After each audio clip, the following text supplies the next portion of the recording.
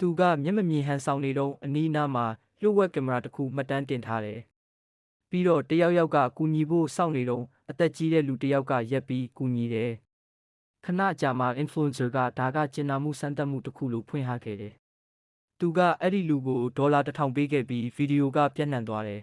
။ရန်ပုံငွေရှာဖွေရေးအဖွဲ့တစ်ခုကဒီကျင်နာတတ်တဲ့သစိမ်းအတွက်ဒေါ်လာ100,000ရရှိခဲ့သည်။ဒါပေမဲ့ရက်တစ်ပတ်အနည်းငယ်အကြာမှာအမျိုးသမီးတစ်ယောက်ကသူ့ကိုကားနဲ့လိုက်ပို့ပေးဖို့တောင်းဆိုခဲ့တယ်။သူကားကိုလိုက်ပို့နေတော့တခြားသူတွေကစောင့်နေကြတယ်။သူတို့ကသူ့ကိုချီနှောင်ပြီးကားနောက်ခန်းနဲ့ပစ်ထည့်ခဲ့ကြတယ်။ပြီးတော့မြို့တစ်ဝိုက်မောင်းပြီးအရင်ဆက်တွေကနေငွေထုတ်ခိုင်းခဲ့တယ်။ပြီးတော့သူ့ကားကိုမီးရှို့လိုက်တာကြောင့်အထဲမှာပိတ်မိနေခဲ့တယ်